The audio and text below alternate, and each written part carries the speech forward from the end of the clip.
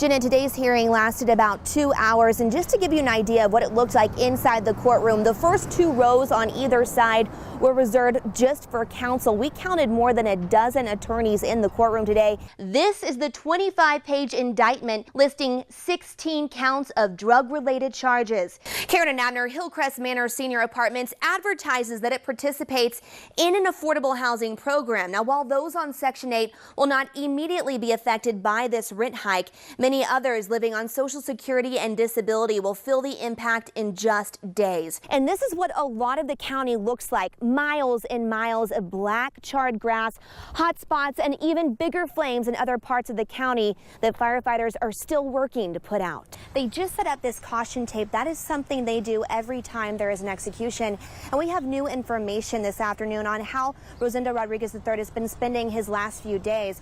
Last year, the Lubbock Animal Shelter received more than 9,300 animals and euthanized nearly 94% of them. The city spent millions of dollars on body cameras for police officers, but it's footage you may never see. Certain city and county officials have responsibilities like setting the tax rate. Some even have the power to evict you. But what if I told you some of them aren't even paying their own property taxes? Tonight, dozens of senior citizens in Lubbock are worried they will soon be without a home. Many residents at Hillcrest Manor Senior Apartments are on a fixed income and were shocked to hear their rent would skyrocket in the middle of a lease term. Investigative reporter Shaley joins us now with what she has learned. Karen and Abner, Hillcrest Manor Senior Apartments advertises that it participates in an affordable housing program. Now, while those on Section 8 will not immediately be affected by this rent hike, many others living on Social Security and disability will feel the impact in just days. Those residents on a fixed income tell us they can't afford to pay the rent, but they also can't afford the early termination fees, leaving them wondering what to do. Seniors, some in their 70s, 80s, and 90s, probably never dreamt they would spend an afternoon protesting at this stage of life. But that's exactly what they did. For the day, they kissed retirement goodbye and went to work, no matter how difficult it was to get there. Lift up your legs. There you go. Across the street from the place they call home, more than a dozen residents issued a peaceful protest and a prayer. All of us out here are older people. Linda Alexander, Where are we to go? What are we to do?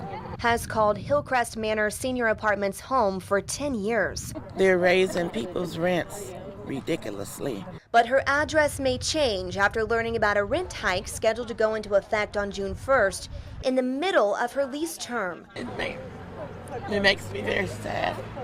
Alexander, like many others, is on a fixed income. I'm living on disability only. There's others out here that are living on social security only. We just can't do it. Patty Munoz says Hillcrest plans to increase her rent by more than $150 a month, and her contract is not up until October. So a lot of us are trying to find other places to go, but we can't really do anything until our lease here is up. The apartment gave residents a 30-day notice of the rent increase, but it requires a 60-day notice if residents plan to move out. If we move out before our lease is up, we have to pay a relenting fee, and it's 85% of our rent. Which means many of these residents can't afford to stay, but they also can't afford to leave. I don't know what the answer is. I just don't know what the answer is. The KCBD Investigates team went through the lease agreement for one tenant, and it states no rent increases or lease changes are allowed before the initial lease term ends, except for those allowed by special provisions by a written addendum or amendment signed by you and us. David Putman's father and in-laws live here at Hillcrest. Putman says he was there when his dad signed the lease and was shocked when his father called him about this notice. It states that Hillcrest participates in the low-income housing tax credit program, and his apartment is subject to the maximum allowable rent limits governed by the U.S. Department of Housing and Urban Development. Rents are based on the area median gross income, and due to this review, rent would be increased. From $635 to $782, and that increase is going to happen before the expiration of the lease term. My dad did actually sign the addendum. Now, when I went to sign the paperwork with him and take care of everything, that addendum was not presented to us at that time. Apparently, that addendum was given to my father later. I just wish the property had allowed us to be involved with that so that we could have our attorneys review that as we did with the lease. Putman also says some residents who renewed a lease before this notification also received this letter stating the new rental rate would be guaranteed for the entire lease term. So my question here is, which one of the documents overrides the other? Is it the letter or is it the addendum? I mean, there's just so many documents. It's a little hard to follow. Now these residents are asking for a grace period to either start the increase at the end of their lease or let them out of their contract early. I would like to at least see them honor our leases that we have until the date that they're up, at the price we came in on. We did ask to speak with management at Hillcrest Manor Senior Apartments. They put us in touch with a media consultant who released this statement reading in part, rents at Hillcrest Manor are based on the area median gross income, which recently increased based on the recent HUD review of this geographical area. This is clearly spelled out in resident leases, and we will continue to work with our residents on this matter. The KCBD Investigates team has learned that over the past 2 years, the Lubbock Animal Shelter has euthanized more than 16,000 animals. Now that's more than 20 animals every day. So how many animals is the shelter actually taking in every day, and what is the administration doing to lower the euthanasia number? Investigative reporter Shaley Sanders has the report. I just seen him outside and he was getting attacked by another dog, so that's why I got him. Jackson Lehman says he found this little guy on the street in Slayton. So you have no idea who the owners are? I have no idea. It's the first time I've ever seen him. With no identification, Lehman decided to take the puppy here to the Lubbock Animal Shelter. It's the first time Lehman's been here. Do you know that this is a kill shelter? I did not know that. Stray dogs like this one with no identification are kept for 3 business days. Animals with a collar or microchip are kept for 10. After that, staff determines if the animal is adoptable.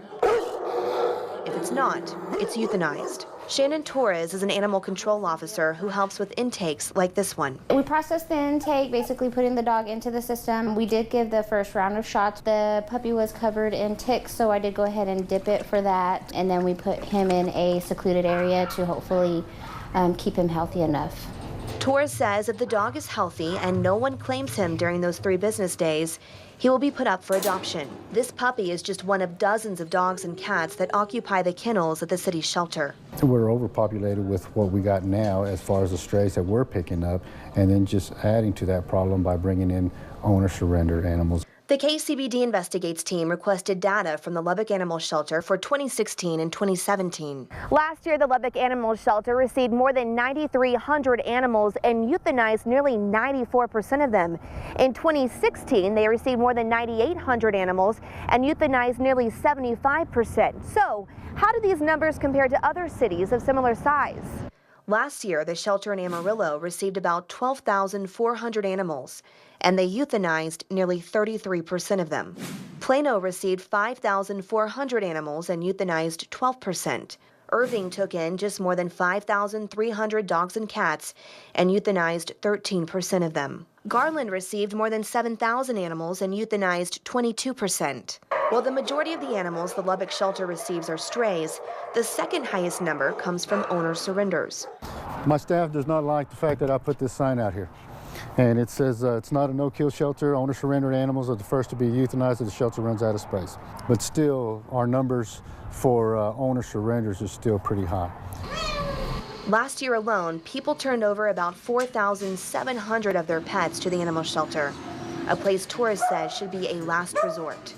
What we try to do is try to encourage people to go out and find a rescue group, try to rehome their animals before bringing them to the shelter.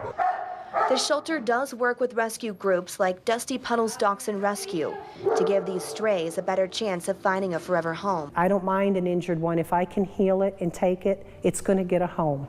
Cheryl Drury says she moved to Lubbock 9 years ago with the intention of opening a dachshund rescue, and she tries to save as many as she can. The biggest thing is the seniors that breaks my heart. You know, they're 10, 12 years old, been with a family their entire life, and all of a sudden they're not wanted anymore. Which is why she is always here, looking for dogs to rescue like this one. Hey, this is Daisy. Her 72 hours are up, and she needs a home. See, we just rescued her. Come on, baby girl. There her is. Drury is confident she can help.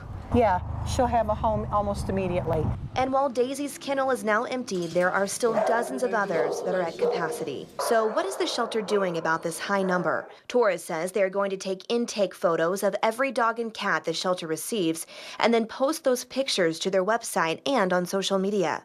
They are also working to simplify their volunteer process and host more adoption events.